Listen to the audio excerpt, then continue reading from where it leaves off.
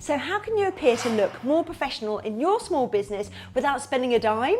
This is what we're going to learn today. Now, by the end of this video, you're going to be able to impress clients with how professional you are without spending a penny. Hello friends, welcome back. My name is Stephanie, aka Super Steph.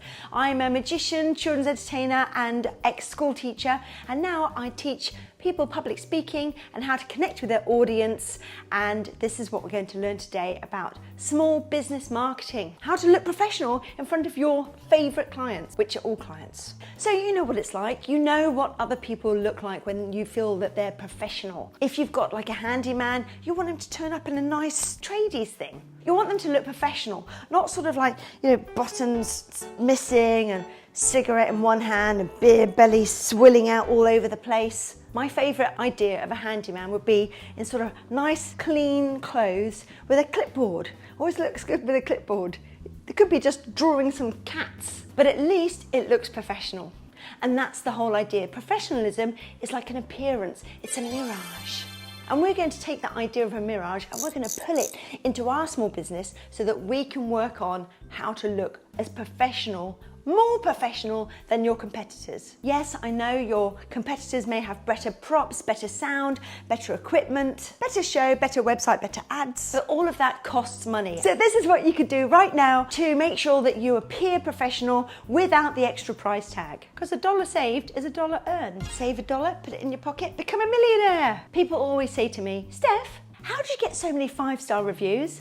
Well, hell, my friend, I will tell you right now. We sound professional on the phone. Now, it's not that hard to beat competitors, especially where I am in Brisbane. Sorry, Brisbane performers, but you've got to up your game.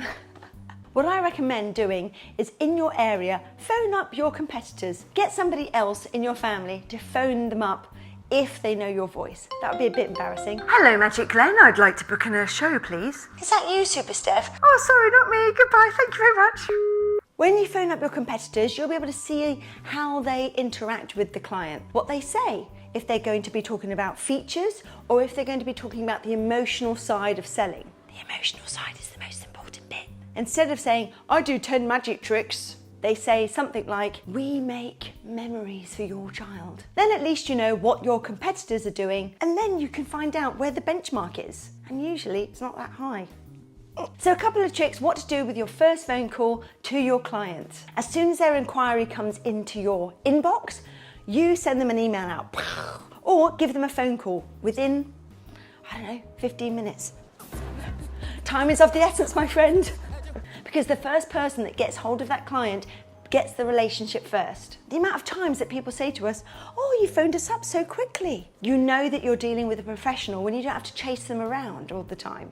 I've literally just booked a handyman in today. I've been chasing him for 3 full days. He's coming round on Monday, but you know what? I already know that I'm probably not going to work with him because he winds me up. If you're not in the right place to be taking a phone call, sometimes you might be excusing yourself to the bathroom. You don't want to be sitting on the toilet with your pants around your ankles, picking up the phone call. Hello, how can I help you? Oh, I need September the 17th. Oh, I'll just check in my diary. And those papers, I told you. Oh yes, it looks like we're available.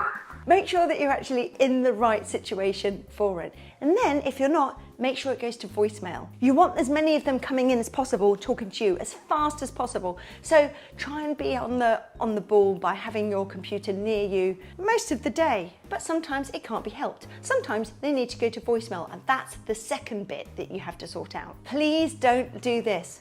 Hello, this is Super Steph. Leave a message, beep. Or this. Hi, yeah, can't talk right now. I'll leave a message and I'll call you back. That's honestly what I hear. Mainly face painters seem to do this. Sorry, face painters, but I've heard it. Might not be in your area, it might just be in my area, by the way. Don't start moaning. Oh, I'm a face painter. I'm not talking about you personally. I'm sure you're professional. So in your voicemail section, I recommend that you have a sort of a fairly decent voicemail, but don't let it go on because every single second will count. It's literally just like a loading time of a web page. If it's like this, hello, my name is Magic Steve. I am the 5-star magician in the whole of Brisbane. You can book me for any parks, festivals, fates, and bye, Magic Steve. I haven't got time, love, to listen to your big long voicemail. I've only got about 80 years to live. I don't even know what my voicemail is. It's something like this. Welcome to the Super Party Heroes! Did you hear that sassy fun little voice? Our office times are Monday to Friday between 9 and 5. If you're phoned within these hours, we are on the other line. That says that we're actually busy. We might be sleeping. So please give us a voicemail message and we will call you back within 4 business hours. Now that's our promise. That's what we say on our thing. And it works because everybody needs a timeline. When are they going to call? I can't believe it. I've been waiting for a whole six minutes and they haven't called. So just give them within 4 business hours. And also, if you can't get hold of them, send them a text. It just calms them down. I'm sorry, I can't chat to you right now, but I certainly will give you a call tomorrow morning. So now when you phone up as well, sorry, we're jumping back a bit because I'm a bit scatty. Sound bubbly on the phone, not like this. Hello, yeah, this is Stephanie here. Yeah, I've heard that you want. No, they don't want to hear somebody who sounds depressed, a depressed clown. They want to hear somebody who sounds in control, fun, excitable, but professional. None of this. Hello, this is Mr. Happy here. How can I help you? And you've got a banker on the phone. Yeah, I'm just calling within my banking hours and it's my lunch break. And oh, certainly we will have a fun time. Weird, that's freaky. Run away from the clown. Run away from the clown. So when they phone up, sometimes they feel a bit embarrassed to talk to you because they actually don't know what to say. For example, I'm going to be painting my wall soon. I don't know what questions I'm meant to be asking. It gives me a bit of anxiety. So just remember that when you're chatting to your client as well. Help them out by prompting them for the correct questions that they need to tell you so that you can give them the correct price, availability, and all those sorts of things. If it's an inbound call, which means that they're calling in to you, you say, oh, thank you so much for giving me a call today. Before I start, I'm probably going to ask you a few questions just to get to the correct price, availability, and show for you. And that makes them feel a bit better that you're going to ask them questions. They don't have to worry about guessing the questions. And it even gives them a reason why you're actually asking all these questions. And of course, this is when we work out, as a small business, what type of problems are going to be there which are going to increase the price a little bit more. As a children's entertainer, it's always things like weddings with no parking, city parking, nighttime shows, 50 children in under 1 hour, all those sorts of things. When you're speaking to them, don't start effing and blinding. So if they speak very, very posh, you speak as posh as they do. If they speak casual, oh yeah, I've got my kids coming out, yeah, I've got to get rascals. Yeah. Just be very nice, but just a little bit above them, just so that they can connect with you. It's all about the connection to the client and not make them feel like they're with somebody that has no idea about their own life. People like people who sound like them. So my voice goes up very English if I'm speaking to somebody who sounds very posh. Oh darling, yes, we're going to be having our high tea at Woolston House and then going for a pamper party session afterwards. Oh, that sounds wonderful, Juliet. Oh, I do hope you have a wonderful time. Did you hear all my T's and P's? Now, if I'm speaking to somebody who's a bit more like casual, yes, I was going to go down to Tesco's and get a birthday cake for them.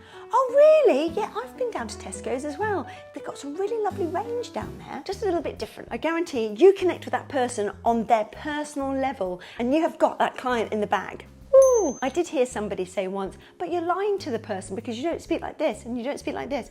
Everybody speaks exactly the way the mum spoke. If you were born as a princess in the UK, you wouldn't be speaking like you do. So it's just the way you're brought up. And the way you're brought up doesn't mean that that's actually you. It just means you've taken on the habits of whatever your family unit and your friendship unit have given you. So shove those, make them up. You are you, whatever voice that you've got. What we find really works to look like a professional person is having constant contact with the client. I don't mean like phoning them up every day. Hello, do you remember me? You booked me in yesterday. Remember, I'm coming to your party in 2 weeks. Catch you tomorrow. I don't be like this. But we're also used to companies like Amazon who can tell you when your parcel's delivered, when it's dispatched, all of these sorts of things.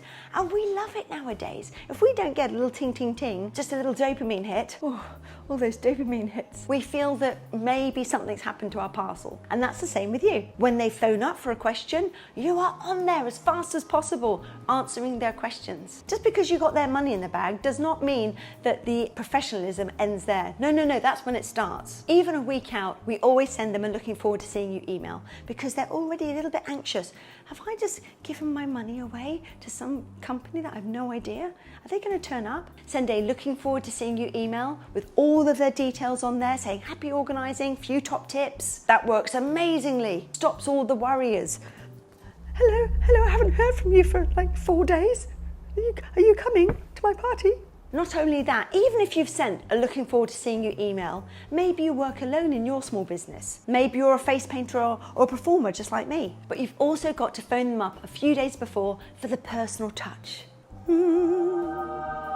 It might have been 2 months ago or 6 months ago that they booked you, and now you're going to have another conversation with them to make them feel happy that they're going with you and to feel that you have got all the answers that they need. When you phone them up, sound really excited, but not overdo it. That's just creepy. Hey Jenny, how are you? This is Super Steph here from the Super Party Heroes for Olivia's birthday party. How's it all going? And I always say what we're there for. So if it's a wedding you're doing, you say about the wedding because they're not expecting you to phone up at that exact moment, so their head's a bit spacey. Go through all the details of where you're going to go for your event, any questions that they have. With our kids entertaining business, we always make sure that we know where the parking is, if it's going to be a rainy day plan, all of those bits and pieces. Saves problems at the end and it keeps everybody on the same track. I don't normally do it a week out where they think that you may die halfway through the week.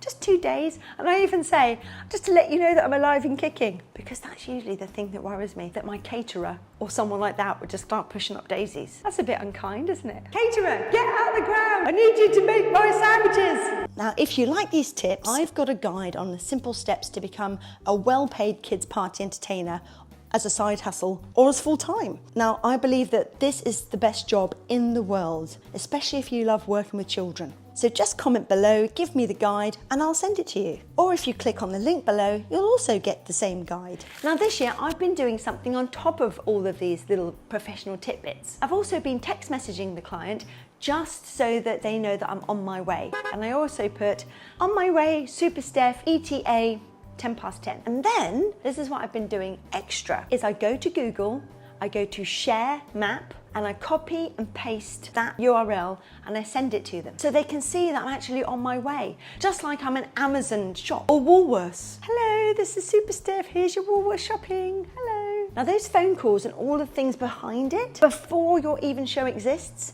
if you do not do those, you will never ever be a 5-star because they've already rated you from this. The second section is you're meeting the actual person on the day. So when you come in, don't be like this, hello, grabbing all your water bottles and your paperwork and your keys. Hi, how are you doing? Take it all, keep it in the car, go up to them empty hand and shake their hand. Hello there, my name's Stephanie, how are you doing? And you've taken control of the situation. As soon as you do that handshake, it's like millennials of years old. Yeah, that sounds about right, millennials of years old. The handshake means so much in European history, in every history. Do Japanese do handshakes? I don't think so. Look at them in the eye. You hear that all the time, but it's true. And sound confident when you're speaking about your event or whatever you do in your small business. When you've finished your task, make sure to say thank you so much as well. And this is where I always ask for a review. If it's gone right, if not, I say thank you so much, and then I walk shamelessly out. They ask you how you are, you just have to say that you're fine when you're not really fine. But most of the time it feels like a 5-star type show. And you can actually find the Google link, which you can even text message, and they can go straight to your Google reviews page where it's showing up with how many stars you're going to give in this section here. So I'll add it in here. So you go to the Google business page, and you go down to like share reviews or something like this, and then click on that and it will actually show you the link that you need to send off. The reason why I don't pester them is, personally, I will always really leave a review if it's either 5-star or I didn't like them. If it's 4 3-star, I don't leave a review because it's going to hurt them more than it is going to do any good for them. And you don't want those 4 3-star reviews, because if you get a 4 3-star review, all it means is you're not 5-star. Have a look at my 5-star reviews. That's how we've got them all. We ask for the 5-star reviews when we feel that it's been a 5-star show, and if not, you shut up. Now, if you like this video, please show me that you liked it by ticking the thumbs up down below. And if you have any input for the next video, please comment below so that I can hear your point of view, as I do really want to hear what you have to say, because you have also got great ideas too.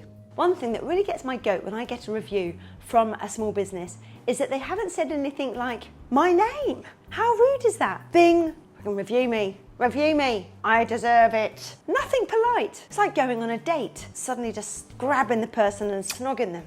I did that once, it was a bit embarrassing. He didn't want to kiss me back.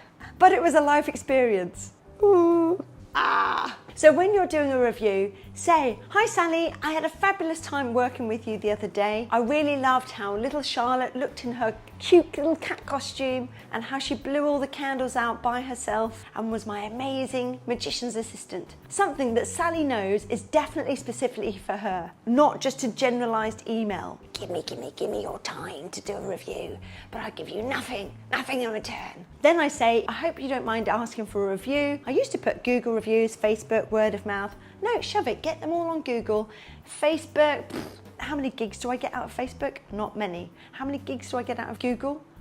Millions? Billions? Squazillions? Now I can guarantee you, if you have done all of these steps, which are, number one, make sure you have a great voicemail so the clients feel confident in leaving you a message because you're worth it. Number two, swift contact to them. Number three, communicate on their level. Number four, constant contact so that they feel that they're not getting scammed. Number five, looking forward to seeing you email, followed up with a personalized phone call. Doing a great show, handshake at the start, polite end goodbye, and then number six, asking for the review. Now the final one that I recommend to make sure your clients feel totally valued by you is actually making a personal note in your database, diary, where you can literally go back in time and remember what exactly that party was, or whatever your small business is.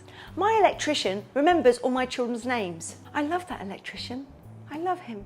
He loves me. And that's how it must feel. This is what I recommend. You only put in something that's personal to you. For example, there was a dead plant outside that had not been watered and some toy fingers left in the plant pot, obviously from Halloween. Now, as soon as I find out that Sally has phoned me up 2 years later, I will Google, oh, Sally, lovely to hear you. I'll Google her last name or her email address, and I'll put it into the top, and it will come back with that one-liner. Severed fingers in the plant pot. Oh yes, Sally, I remember you. And bang, it will just come up. And she'll be so happy that you actually do remember her rather than lie. If you want to squeeze more money out of your clients, all you have to do is look up here.